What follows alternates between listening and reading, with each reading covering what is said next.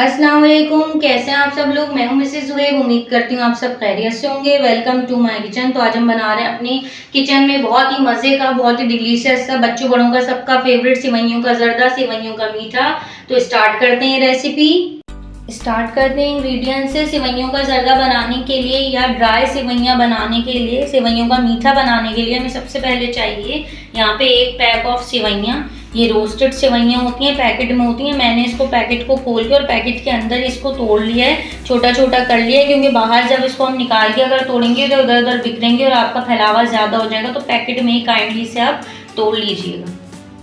आधा कप चीनी ले लिए मैंने। आपकी मर्जी है, आप जितना मीठा पसंद करते हैं, कम पसंद करते हैं तो कम ले सकते हैं, ज़्यादा पसंद करते हैं तो ज़्यादा ले सकते हैं। 10 अदद मैंने बादाम ले लिए। आप इसकी जगह काजू, किशमिश, कोई भी आपको ड्राई फ्रूट जो पसंद हो आप वो ले सकते हैं।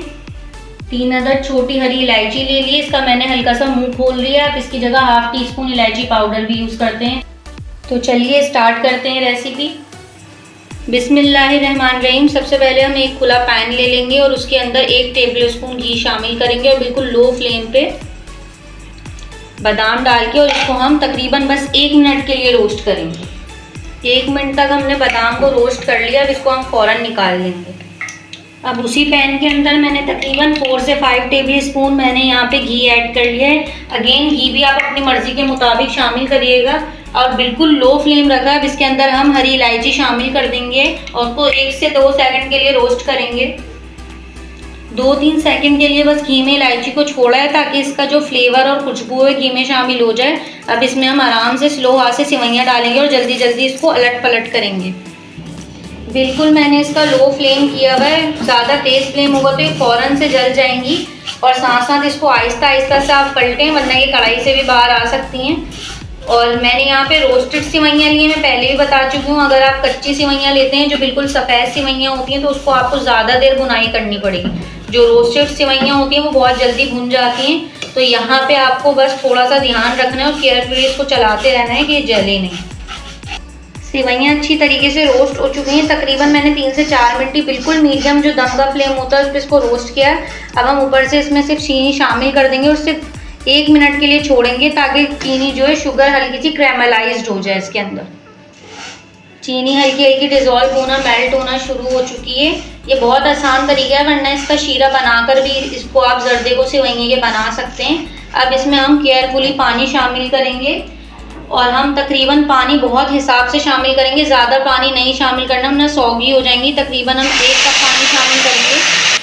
पानी शामिल करने के बाद मीडियम फ्लेम करके हम इसे जल्दी से कुक करेंगे। पानी को ड्राई करेंगे। चीनी भी पानी छोड़ती है।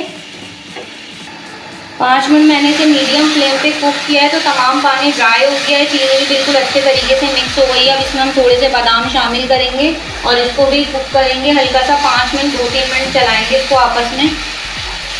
अब इसको हम सिर्फ 2 मिनट का ढककर दम देंगे और कुछ नहीं करना। आपकी जर्दा रेडी है सेवइयों का।